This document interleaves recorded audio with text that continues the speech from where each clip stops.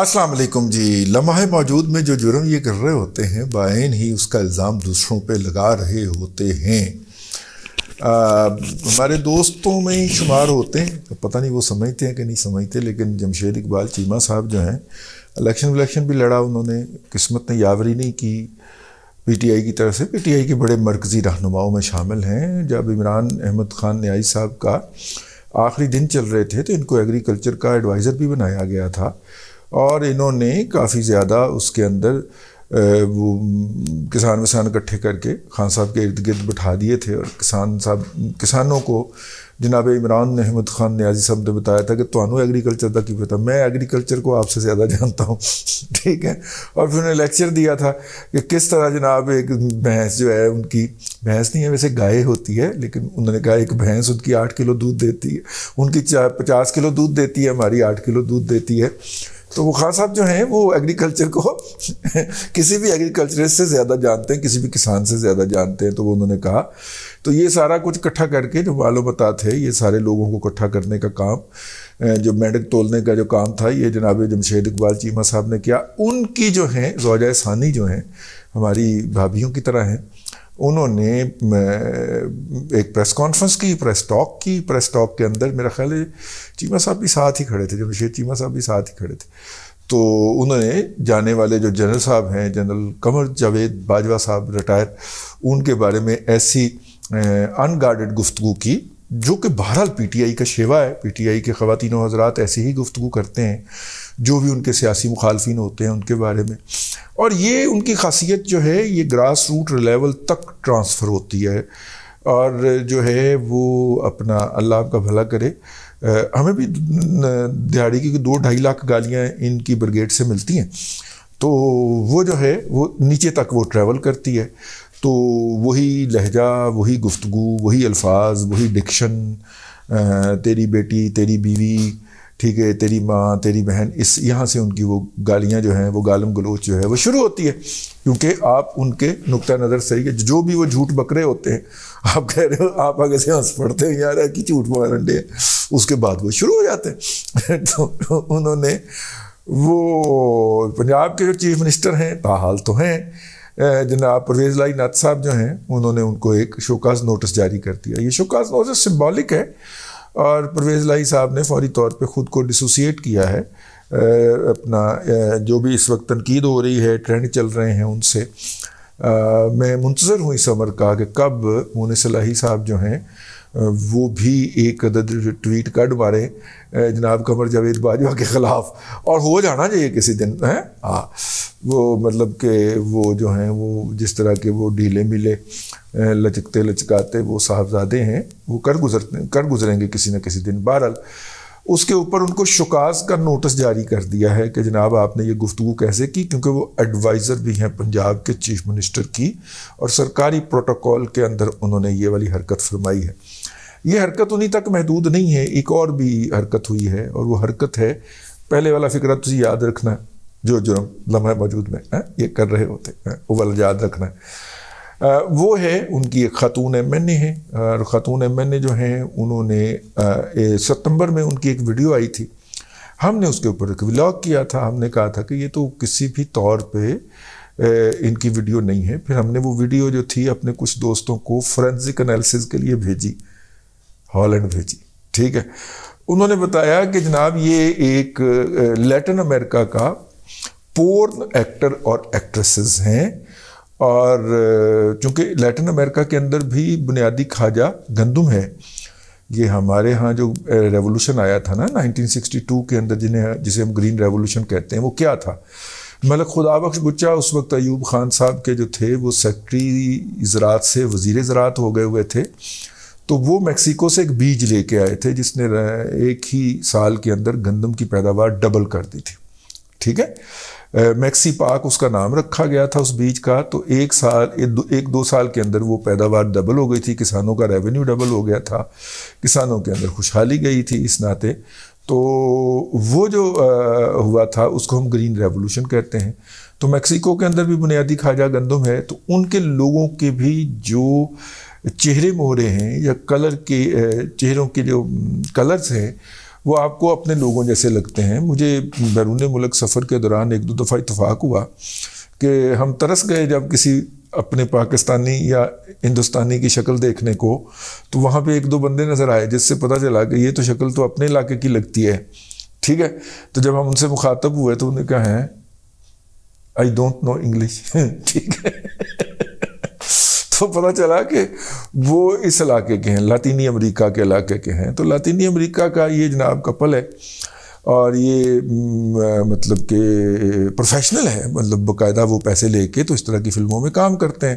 تو ان کا ایک کلپ اٹھایا گیا اور وہ کلپ اٹھا کے تو اس کے آگے ایک خاتون کی جو کہ بہت ہی گھٹیا اور ذلیل حرکت ہے, جس کی ہر لیول کے اوپر کنڈیمنیشن ہونی چاہیے, اس کی باقاعدہ اس کی چھترول ہونی چاہیے. میں ذاتی طور پہ یہ بلیو کرتا ہوں اور یہ بلیو رکھتا ہوں. خاتون کیا کسی مرد کے حوالے سے بھی ایسی کوئی بات نہیں ہونی چاہیے, اور جو کہ گزشتہ دنوں پی ٹی آئی نے کی تھی. ویسے لمحہ موجود میں جو جرم ہے پی ایم ایل این کے ایک لیڈر کی انہوں نے ویڈیو جاری کی تھی نا بنا کے, تو وہ اپنا ویسے آپس کی بات ہے, یہ جب بھی شور ڈالتے ہیں نا اپنی ویڈیو کا تو اس کے فوراً بعد یہ پی ایم ایل این کی یا اپنے مخالفین کی کوئی نہ کوئی ویڈیو جاری کرتے ہیں.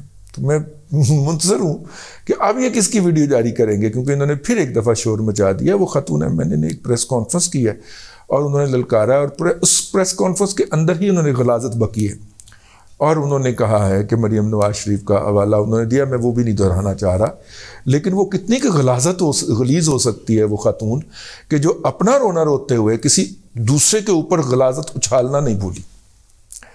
ٹھیک ہے, مریم نواز شریف نے ایک ویڈیو جاری کی تھی جو اس جج کی تھی جس نے ان کو اور ان کے والد صاحب کو سزا دی تھی, اور وہ اس کے اندر اپنی جو ہے وہ بے بسی کا یا اپنے جرم کا اعتراف کر رہا ہے. اس کے علاوہ مریم نواز شریف نے کوئی ویڈیو جاری نہیں کی. بہت تکلیف ہے پی ٹی آئی کو کہ وہ ویڈیو کیوں جاری ہوئی, کیونکہ اس ویڈیو نے اس سزا کا تمام تر جو بنیاد تھی وہ ڈسمنٹل کر دی, تباہ و برباد کر کے رکھ دی وہ جو بنیاد تھی. اس کے بعد پھر عدلیہ بھاگتی پھر رہی ہے اور مریم جو ہے وہ ڈانگ اٹھا کے پیچھے گئے, اے فیصلہ دیتا جائے. ٹھیک ہے, اور پھر مریم صاحبہ کے خلاف وہ کیس ختم بھی ہو گیا اسی بنیاد کے اوپر, اگرچہ اس کی نوبت نہیں آئی. اس نے کہا بلاؤ اس جج نو, وہ جج جڑا ہائی کورٹ کا سی انہوں نے کہا وہ تو رہن دیو, پہلے یہ کیس ہی پھینک لو, یہ کیس میں بھی سزا نہیں بنتی تو کیسے سزا دے دی گئی.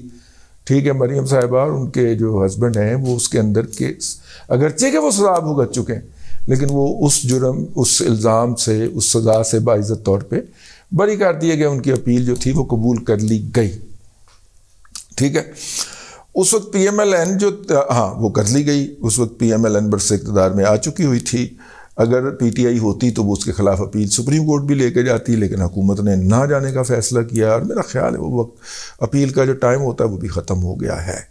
تو خیر وہ انہوں نے ایک پریس کانفرنس فرمائی ہے. اس پریس کانفرنس کے اندر انہوں نے بتایا ہے کہ ہم کہاں جائیں. ہم جب ایف آئی اے میں جاتے ہیں تو آگے جو ہے وہ تو بیٹھا ہوا ہے, وہ کیا نام ہے ان کا, رانا ثناء اللہ. پھر رانا ثناء اللہ کے بارے میں انہوں نے واہیات باتیں کی اور رانا ثناء اللہ کو قاتل اور پتہ نہیں کیا کیا کچھ کے الزامات لگائے جس کا ان کے پاس کوئی ثبوت نہیں ہے. لیکن انہوں نے لگایا کیونکہ وہ پی ٹی آئی سے ہیں اور ان کا یہ ڈیوائن رائٹ ہے کہ وہ جس کی مرضی جہاں پہ مرضی چاہے عزت اچھال دیں. لیکن لمحہ موجود میں جو جرم یہ کر رہے ہوتے ہیں بعین ہی اس کا الزام دوسروں پہ لگا رہے ہوتے ہیں.